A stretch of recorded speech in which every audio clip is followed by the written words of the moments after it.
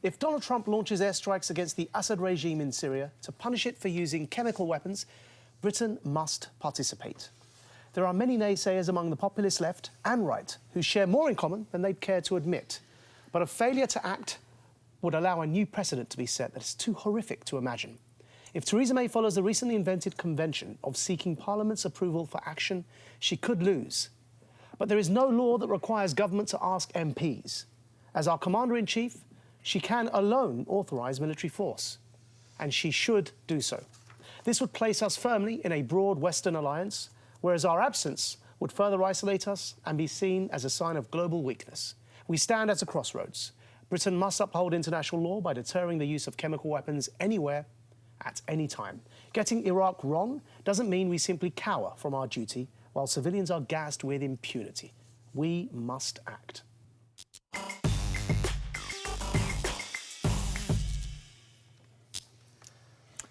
Do you not worry, Maajid, that we are in a very dangerous position at the moment? Not just we, but the whole thing seems dangerous to me. That almost for the first time since I was a kid in the Cuban Missile Crisis, you feel this could escalate into something very serious.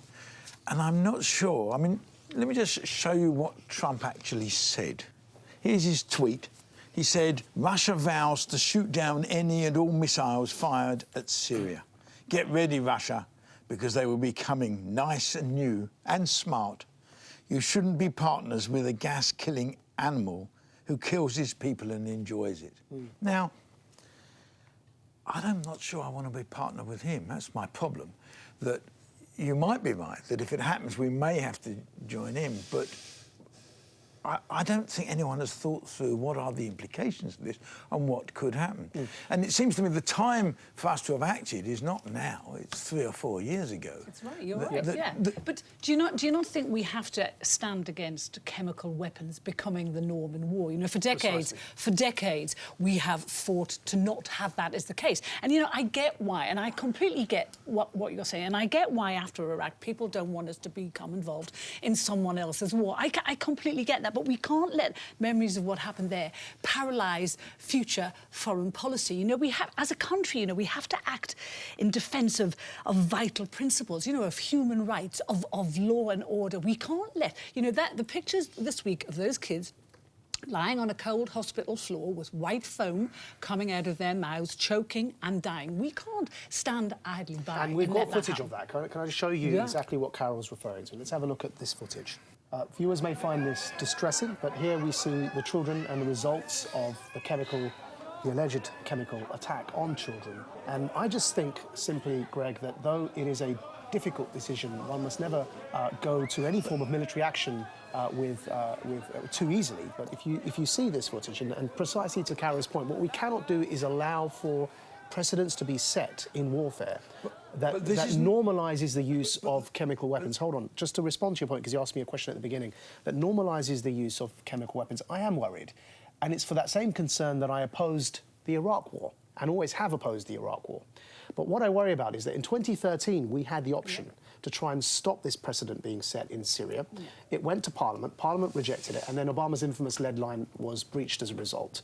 And what we have seen is 2 more alleged chemical attacks in Syria by the Syrian regime since then. And so I worry that already it's becoming a norm. But what do you do? But what do you do that stops them doing it again? If we've done it before and they did it again, what? I mean, I don't see a strategy here. I just see a sort of knee-jerk reaction. Since we're talking about 2013, can I show you a clip from the Commons, which I'm sure you'll all remember, from the last time Parliament debated this dilemma, as I see it, of whether to take military action in Syria. Here's David Cameron.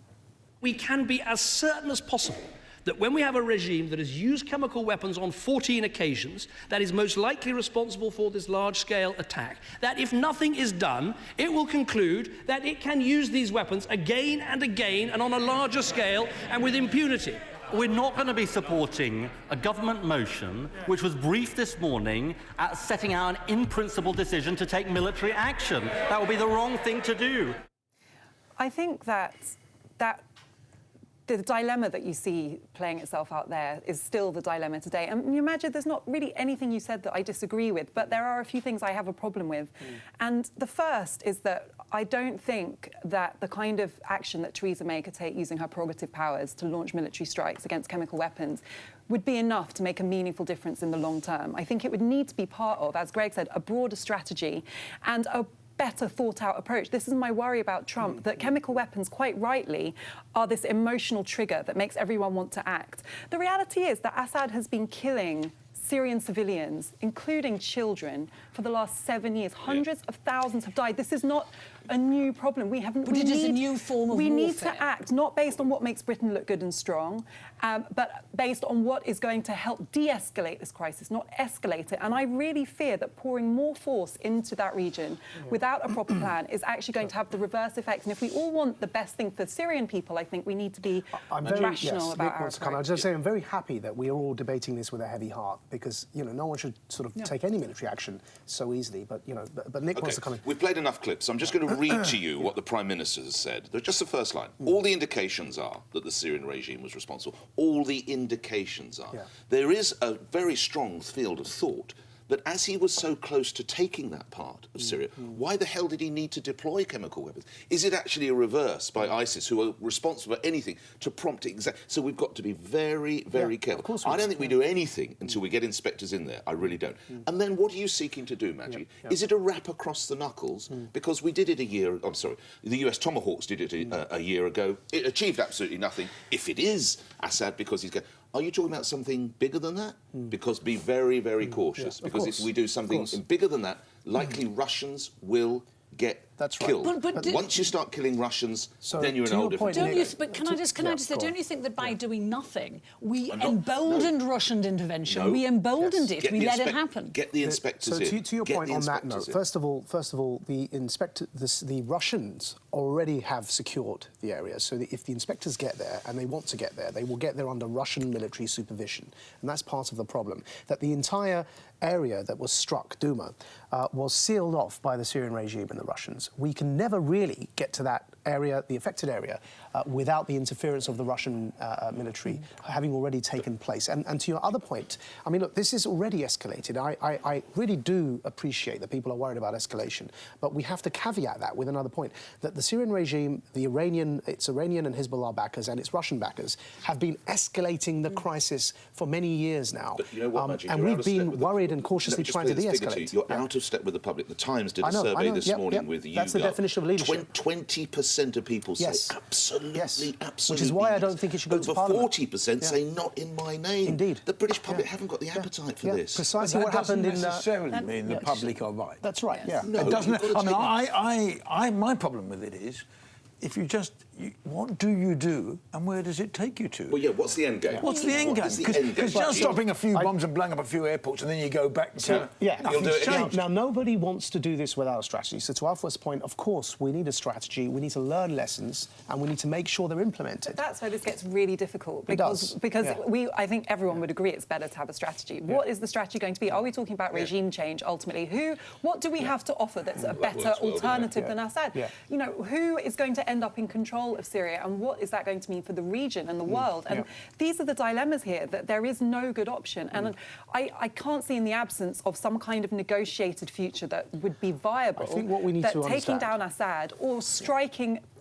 the idea of taking out the chemical weapons capability is very attractive, but there are so many problems with it. As Nick said, you can strike Russians, you can escalate the crisis there. So remember, we've been here before when the Russians assured us that they had 100% removed the Syrian regime's chemical capabilities. So we've already tried the diplomatic route. We've already accepted their assurances. Clearly, that wasn't true. Now, Senator Kerry, at the time when he was Secretary of State, assured the world that the Russians would implement that and enforce it, which is why Obama allowed his red line to be transgressed in the way he did. So my case is, we've tried everything. We've tried to de-escalate. We've tried to appease the Russians, the Iranians. Well, the last time, the inspectors did go in, and they did say it was a chemical attack, but they weren't asked to apportion blame, which is understandable, because they need to be neutral. Fine, but saying we've got to do... But saying we've got to do something... I'm not asking for a regime change. I just want to make that clear. I'm like Carol, but then what are you asking for? We need a very clear deterrent.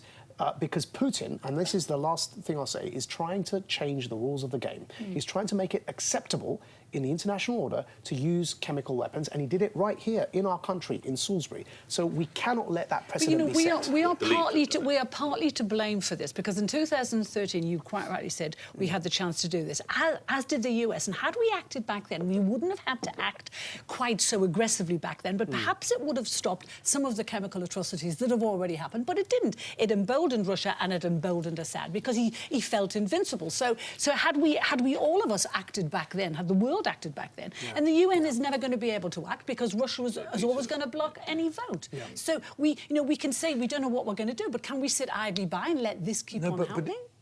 But what is the end game? Well, that's not our job. Yes, it is. That's the job of politicians. No, fine. But you're sitting here arguing. Well, it's easy to sit here and say, yes, we've got to do something. Can I just reassure you that actually, the five different quarters have actually said there's been an attack twice. Last Saturday, the 7th of April, at 4 o'clock and 7:30, 2 attacks, and reports of that have come from the Violation Documentation Centre, which is an NGO, World Health Organisation affiliates, as well as a Syrian American Medical Society, the Union of Medical Care and Relief Force, and let's assume US you're and right. UK Let's assume that it was organisations. fired by Assad, which I can quite well believe. Right? What's the end game? What do you do that changes this, unless you're going to have regime change? That it was fired by Assad. If you accept that, then the question should be, how do we respond, not whether we respond. If you accept that a regime has dropped chemical weapons on its own people, we have no choice but to respond somehow. Okay, that's got to be the last word.